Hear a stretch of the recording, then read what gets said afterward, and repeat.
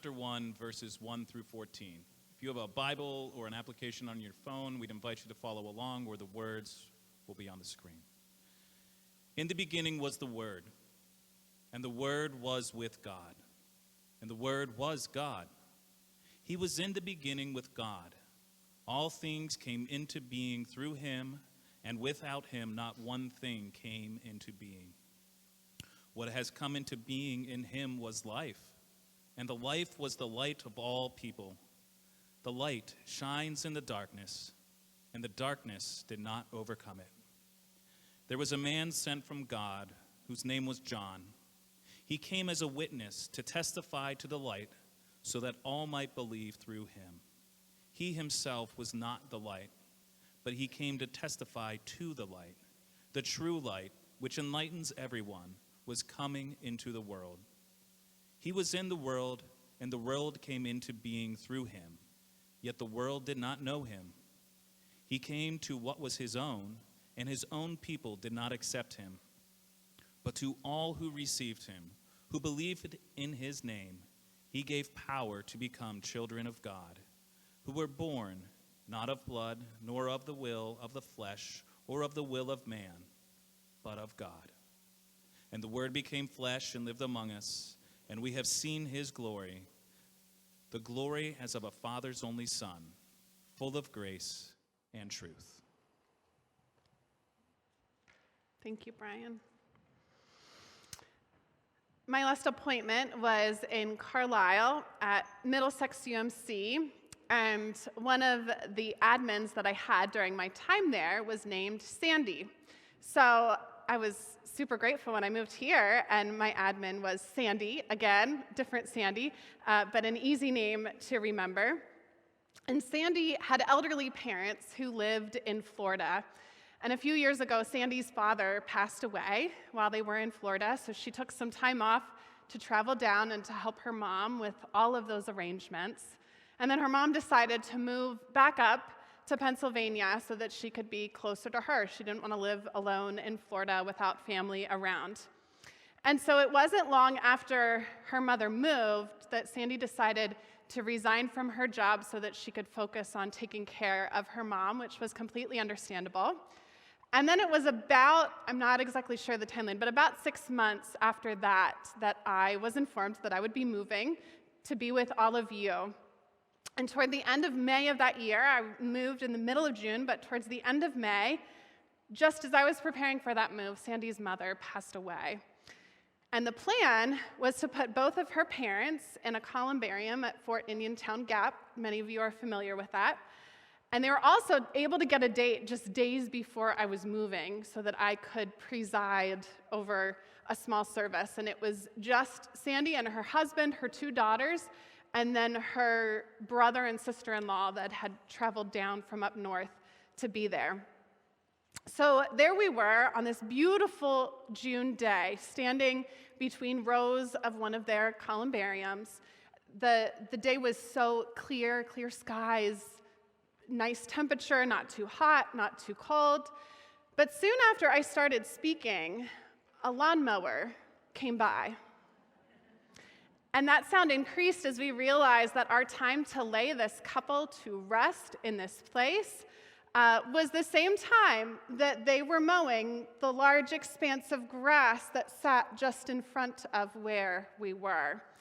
So I shouted my words the entire service and felt bad. We all kind of tried to come in closer to each other, but I still had to speak loud for them to be able to hear me.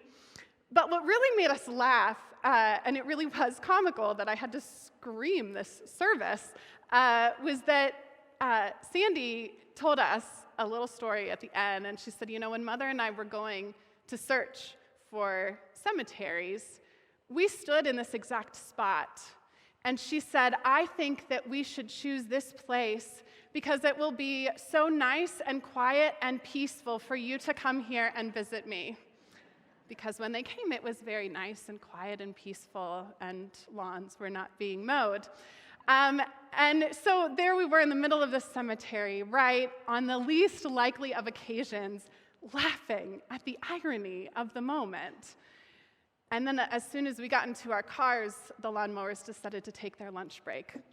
But I wonder if there's been a time in your life when you have laughed unexpectedly, or when you felt and experienced joy in the midst of sorrow. The Gospel of John is one of those unexpected Gospels. If you've read Matthew, Mark, and Luke, they have themes that run throughout them, stories that are very similar or the same. But John is different. He takes a different approach in his reading. If we were to retell the Christmas story, we wouldn't include anything that we've read in John. It just doesn't fit. What you heard Brian read was the beginning of the story. John doesn't talk about Mary and Joseph. He doesn't talk about a trip to Bethlehem trying to find a manger. There's no angels or shepherds or magi. And so I have wondered if John's gospel was the only gospel that we had, how different our culture of Christmas might be without all those other things. We might be prone to think that Jesus just appeared out of nowhere. For some reason, all of those details of Jesus before his ministry were not important enough for John to consider and to put them in the gospel. John gets right to the point with his first words. He doesn't mess around. The Word in the beginning was the Word, and the Word was with God, and the Word was God. Quite an interesting beginning, right? Getting right to the point. But he doesn't always write in ways that are clear to our 21st century minds. So I want to talk a little bit about what he might mean here. So in Greek, the original language of John, word, the actual word is logos, which means a number of different things. The first Greek philosopher to use logos in writing was Heraclitus in 600 BC, and he used it to describe the divine reason for the universe. Logos conveys knowledge and revelation. It also represents speech. So there are some translations that will use the word voice in place of word to show that something has been declared, something has been said by God. Logos is used as a way of speaking about God's plan that reigns over the entire world. Now, logos would be a very familiar word for this first century audience that is Jewish and Greek, but here it is used in a new context with a new meaning. John uses this imagery to introduce Jesus coming into the world. Jesus is the Word, the voice of God that speaks things into motion, the reasoning behind creation, the heartbeat of God and God's character that desires to reveal God's self to humanity. The world became flesh and lived among us. But there's more to this because this word is present from the beginning. So John wants his readers to understand who Jesus is. The Word is the internal existence with God that goes beyond all time and space, but yet desires to enter our time and space-bound world. So Jesus is present from the very beginning with God and as God before coming down to the world as God incarnate. And that makes such a huge difference in the ways that we think about God, because up until this point, the way that people thought about God, they thought of God as some powerful, transcendent being that set the world into motion and that works from afar. But now, God is coming near to be the light for all people. So humankind now can know God in a way that they didn't think was possible before. This is the way theologian Galo Day writes about the incarnation. She says, the Word becoming flesh is the decisive event in human history, indeed in the history of creation, because the incarnation changes God's relationship to humanity and humanity's relationship to God. The incarnation means that human beings can see, hear, and know God in ways never before possible. So God, who created the entire vast universe, heavens and the earth, is beyond our whole comprehension, right, but wants to be in relationship now with human beings. God desires to be known through man coming to earth. And God tells us that if we want to get to know God more, all we have to do is look to Jesus, God becoming flesh and living among us. It really is amazing. In Eugene Peterson's translation of the Bible, some of you have read it, it's called The Message. He writes verse 14 in this way. He says, "The Word became flesh and blood and moved into the neighborhood." So knowing that God became human makes a difference, because God now knows what joy feels like, and God knows what deep pain feels like because he experienced it here on earth. God knows rejection. He knows what it's like to be an outcast. Any emotion you have ever felt, God has felt it too here on earth. And so God shows up. He comes into the neighborhood of everyone's lives. He experiences all these human emotions that we experience, but also comes to be the light in the midst of dark places. We all have dark places in our lives. Darkness for you might look like loneliness. It might look like anxiety. It might look like despair or grief. You might be feeling the darkness of sickness and disease, especially this time of the year. You might be in a darkness of confusion, maybe an identity crisis where you don't know where to go to next, or whether you're going in the right direction or not. Or maybe darkness for you just looks like the stress of everyday life, a place where you can't quite find time for yourself. We see darkness all around us. It's on the news. It's right next door. And we are not strangers to darkness. But we're also not strangers to the light. We see light when people show up for us. We see light when we receive a phone call that we need at just the right time. We see light when someone takes care of us. We see it when we're affirmed and loved in a world that can be very judgmental and can cut us down. Seeing a light is a lot like laughing in a cemetery, finding joy in the midst of deep grief and pain. And maybe it's been a while since you've seen the light, but none of us are strangers to it. John reminds us right away that Jesus, the one who was God in human form, shines in the darkness of our lives, moves into the neighborhood where no sun is shining, and because of Jesus, the light will always shine brighter than any darkness of our lives. But there's a little bit more to it. I invite you to stay with me. John tells us about how Jesus came into the world, yet the world didn't know him. His own people didn't accept him, but those who did receive life. So we have a choice in this new season of the year. We can go on with life as normal. We can understand that Jesus was a great man, did great things, even believe that he was God coming as flesh, but not really let it change our lives. Or we can accept Jesus as God incarnate, the one who came to change the world, and we can allow it to bring us life and hope and light. And I'm not talking about what happens when we die. Neither is John. John is talking about here and now. From seeing God's glory revealed in Jesus, we receive grace right here and right now. We receive a companion who walks beside us and never leaves us alone. We receive hope that in the midst of the lowest point in our lives, God's light is shining and will continue to shine. And we receive the ability to work with God so that light can shine in the darkness for everyone. As I said earlier in the service, today is the 12th day of Christmas. So tomorrow, January 6th, is known as the Day of Epiphany.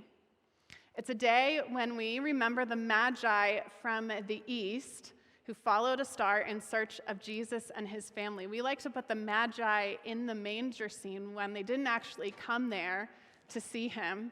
They came within the first 2 years of Jesus' life. Jesus was at least a year or more old by the time they got there. And they came to Jerusalem first, thinking that a king would be in the palace, right? And so they found King Herod, asking him about who is this child born king of the Jews. And King Herod felt threatened from hearing about this child being born a king. And so the Magi continued to follow the star, and they found the house where Jesus and his family were, and they experienced this overwhelming joy, right? It was life-changing for them, an epiphany of sorts. So Herod wanted them to come back and tell him about it, since he felt so threatened, but they were warned in a dream not to do so, so they took a different route home.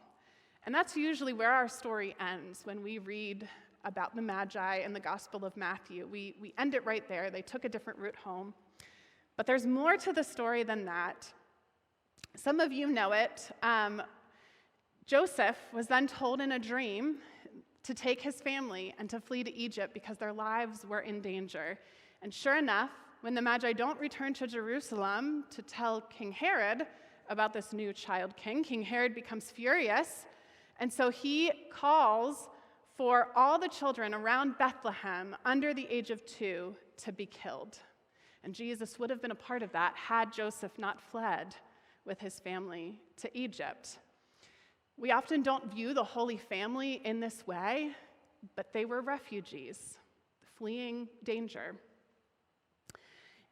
In light of Epiphany, this past week, the president of the Council of Bishops of our United Methodist Church, our denomination, Bishop Malone, wrote a letter reminding the church in the U.S. of the opportunity we have in this season, in light of Epiphany, to welcome Jesus among us as he journeys with migrants and immigrants and refugees today. I'm not going to read the entire letter. You can easily search it. But Bishop Malone wrote about the social principles of our denomination and our firm stance that declares the ways that we are called to welcome displaced peoples among us. But what she said that struck me the most, especially in this season, is this.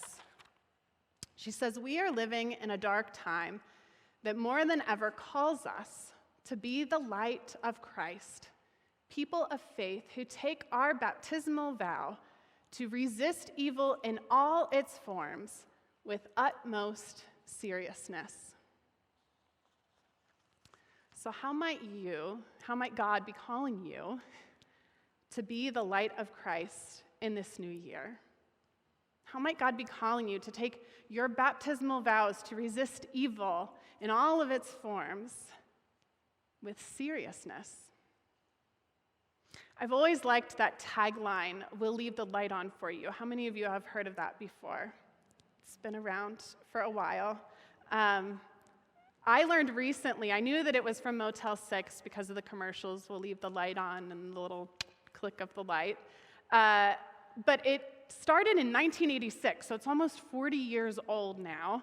And Tom Bodette was the spokesman for Motel 6 at the time. And his first time in the recording studio, he just ad-libbed that line for the first time. It wasn't something that was planned. He just ad-libbed, "We'll leave the light on for you." And it stuck, right? My parents used to say that line to me when I was single, and if I'd be getting to their house late at night, they'd say, "Well, we'll leave the light on for you." But isn't that our call as Christians, as Christ followers, to leave the light on for people? To shine a light, especially to those who are living in dark times? And there are so many ways to do that. Maybe it could be shining your light out in our community in places like NutriPacks that make sure that no kids in our community go hungry by providing food over weekends. Or maybe it means shining your light in our children and youth ministry. We have such a great opportunity to share the love of Jesus with our kids every week. Maybe it means shining a light through hospitality on Sunday mornings or throughout the week, or being a part of planning our dinner church.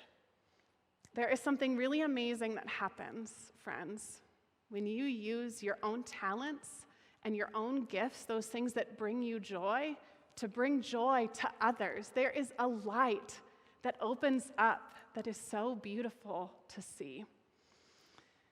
Maybe shining a light needs to start in your own home, or with your own family, or in your workplace, sharing kindness and care in places where there's hurt and pain. The light shines in the darkness, and the darkness does not overcome it. So how will you leave the light on? This week, we went through the bin of candles that we had left over from Christmas Eve. Many of you were here when we spread the light throughout this space and in the sanctuary for that service as well. And we went through the candles, we removed them from their holders, and there's a bin, a green bin in the back that holds all of the ones that were left over. And so you're invited to take one of them home with you today as a reminder to shine your light, maybe in these first few months or maybe throughout the whole year, to shine your light. Now, none of those candles are new. We took out the ones that were brand new to use them next year. We're going to have to buy more. And some of them, I think this is the smallest one, are just a little stub like this, right? And there's even a little impression on it where the holder was. Really had to use some power to yank it out of its holder, right? Some of them are even broken, but I included them in there because it's the same in our own lives, right? We all come from different places. We all have broken pieces, and some of us have more years left in our life than others. But all of us are able to shine our life. This candle still has some life in it to shine, even though it's so small. So it's my hope and prayer that in this new year, you would find your own unique way to go and to be light in the midst of so much darkness that is around us, to show the world that the Word, Jesus, became flesh and is dwelling among us for good. I invite you to pray with me.